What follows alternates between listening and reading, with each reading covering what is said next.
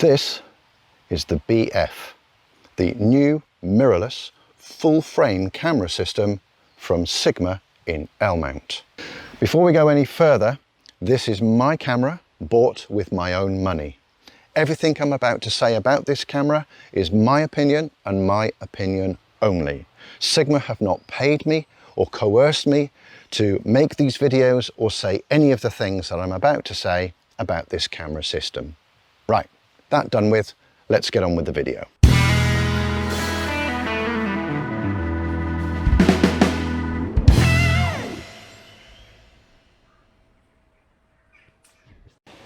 What I'm going to do today is I'm actually going to try this camera out for the first time in a typical landscape setting. Now, unfortunately, I've chosen quite a difficult day to actually do this. We've got rain showers blowing through. I'm not quite sure which direction they are coming from, whether they're coming towards me or across me. In fact, one has just started now. But I've come out to this lakeside location and had a bit of a mooch around. And I've noticed that when a rain shower has blown through, that you then get a period of calm, where all of a sudden you get spots of light on the landscape in the distance. Now, clearly it's just started to rain again, so I think it's going to be camera off and just wait it out. And fortunately I have a very handy umbrella, but I'm just going to wait it out, and then I'm going to move you behind my BF camera, and then we'll put ourselves through some landscapey type situations. Looking at the direction of the rain, I think it is actually blowing up the lake, which is quite fortunate, because that means it's behind me. Right, let's just wait for this to blow through.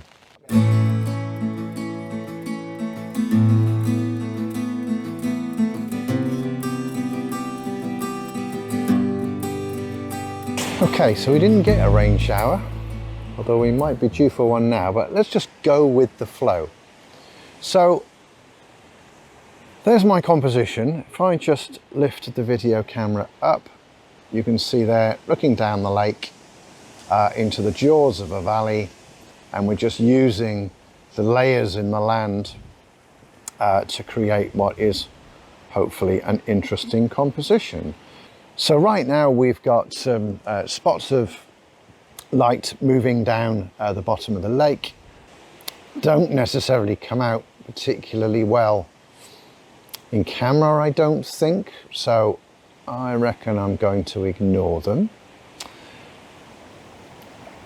There's quite misty and moody cloud out here, and if I just crank the exposure back, you should be able to see, yeah, the clouds are really coming across dark and moody and gritty. And I did wonder whether there was the potential for a black and white out there. So let's change the camera to black and white. So I'm looking at this display up here, and I'm looking for the one that says standard. There it is. Calm, there we go. And there should be one that says mono. There we go, the camera is now in mono. If we go back to exposure compensation and bring up the histogram, histogram looks good. You can see it there, look. So I'm letting the camera take care of the shutter speed. I'm not interfering with that. I'm at the native ISO of 100. Aperture is f11, which, I mean, that should be enough to get these headlands here, which is my focus point, and then everything beyond acceptably sharp. Is that a rainbow down there? I don't know. Let's take the image as is. So we're going to choose my focus point, make sure I am focused, which I am. I've got the self timer of 2 seconds enabled. Nice and easy.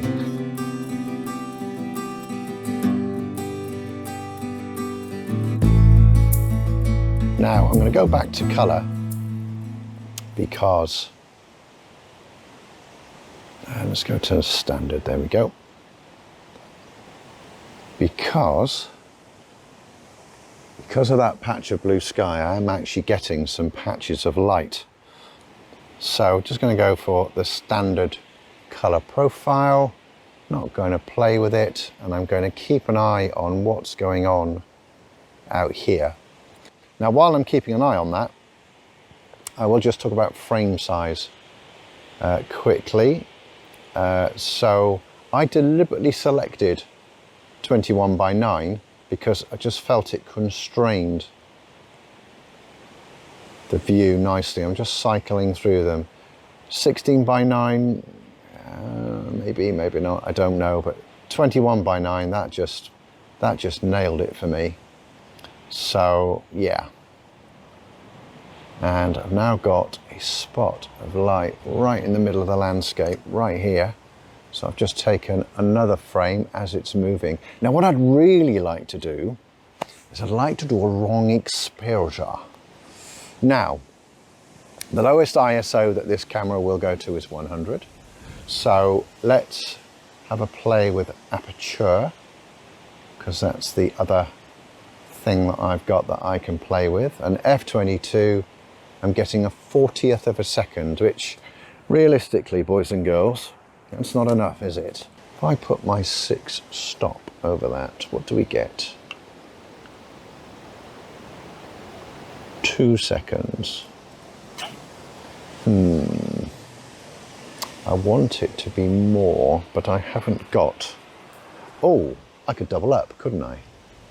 So this lens, this is my go-to. This is my 28-70 contemporary, for which I already have a filter ring.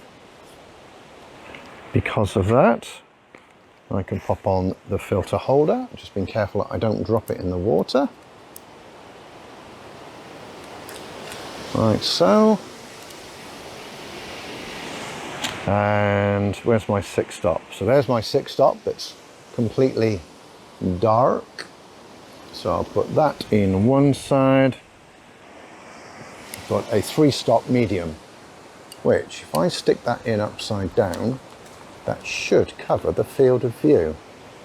So what does that give me? Oh, 8 seconds. Nice. Right, let me show you. So off camera, I just popped a polarizer on because there is, I'm sure there was a rainbow type thing going on down there.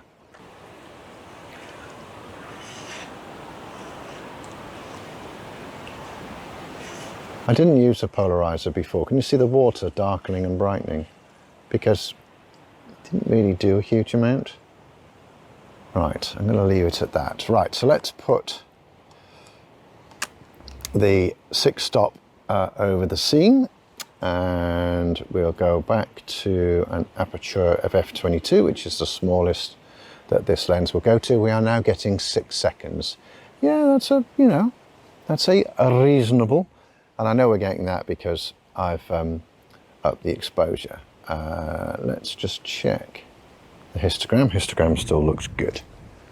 Right, so let's now pop that in upside down. Right, let's pop that in there, and oh, look at that. Now what have we got? Oh, 25 seconds. I'm going to say let's just do it. Let's go for it while we can. There we go, and you even get a little countdown, look. Oh. Right, that's done. Let's just review it.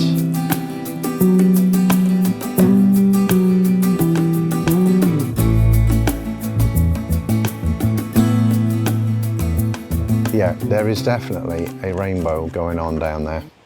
So I am going to go back to that. Yeah, definitely. Let's go back to F11 and hit the button. And I think I'm just going to actually take a few more, because I think I'm getting a pattern of rainbows coming through.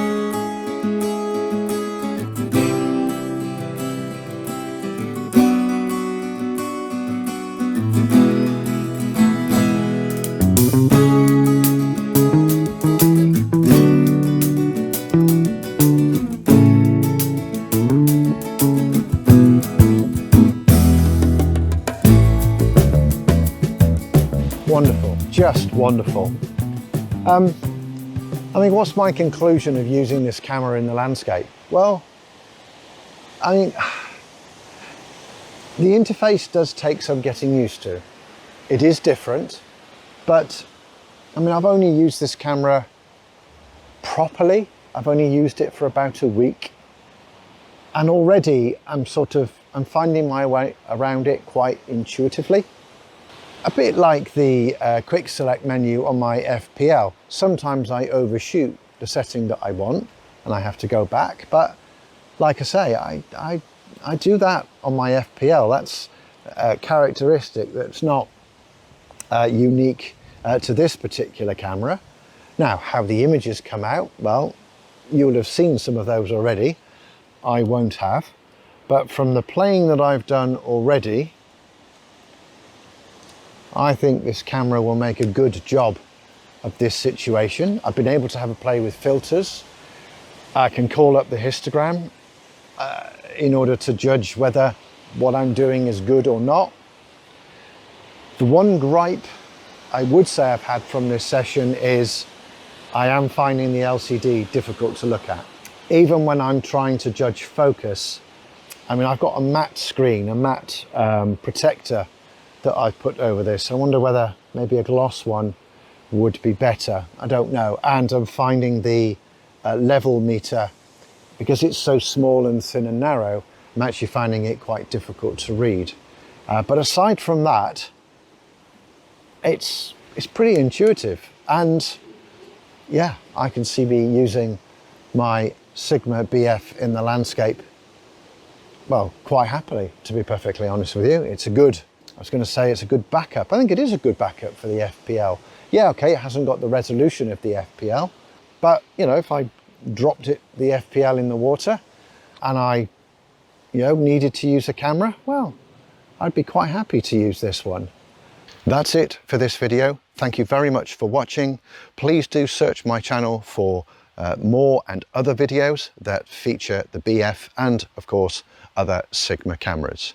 Until we meet again, everybody take care, stay safe, look after each other.